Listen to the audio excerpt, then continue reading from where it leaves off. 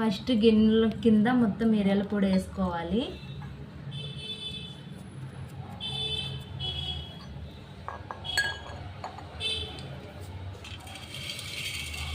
జున్ను పాలు వడగొట్టాలి.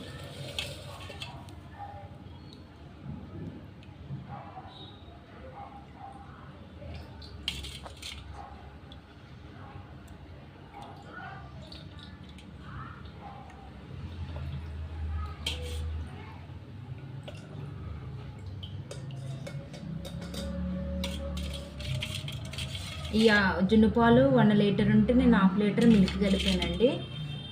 బెల్లం తగినంత రుచి తగినంత వేసుకున్నాను.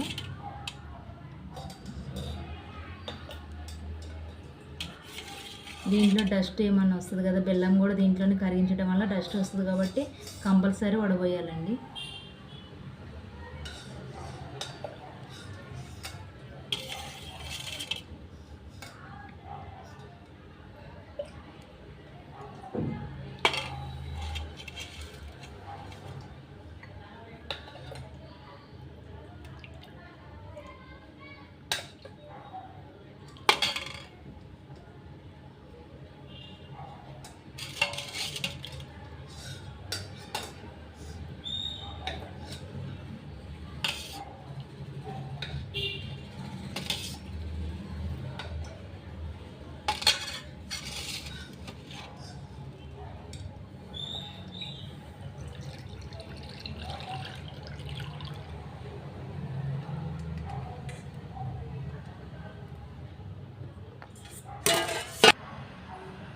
దీంట్లో ఇంత డస్ట్ వచ్చిందండి. ఇక్కడ కూడా దీంట్లో కూడా డస్ట్ చాలానే ఉంది. గిన్నెలో కూడా కంపల్సరీ వడబోయాలండి జున్ను పాలని.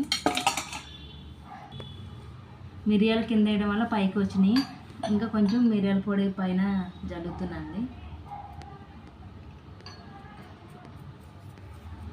ఇది కుక్కర్లో విజిల్స్ పెట్టేస్తే జున్ను పాలు తయారవుతాయండి. తయారు చేసినా మళ్ళీ చూపిస్తాను.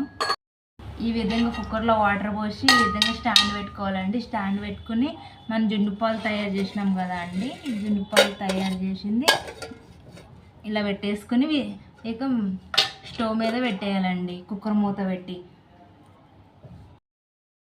హాయ్ అండి, స్టవ్ మీదకి వెళ్ళి తీసినాను జున్నుని. అయ్యింది జున్ను. ఇట్లా అంటుకోకుండా ఉంటే జున్ను అయినట్టు అండి. ఇలానే నా ఛానల్ని సపోర్ట్ చేయండి, సబ్స్క్రైబ్ చేయండి.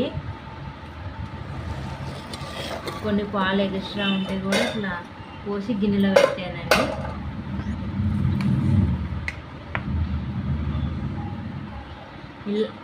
జున్ను రెడీ అయ్యింది. ఇట్లానే నా ఛానల్ని సపోర్ట్. Bye everyone. ఇలానే నా ఛానల్ని సపోర్ట్ చేయండి. Please support me.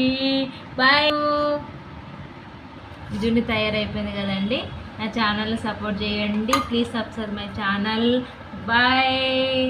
Take care all of you. Bye everyone.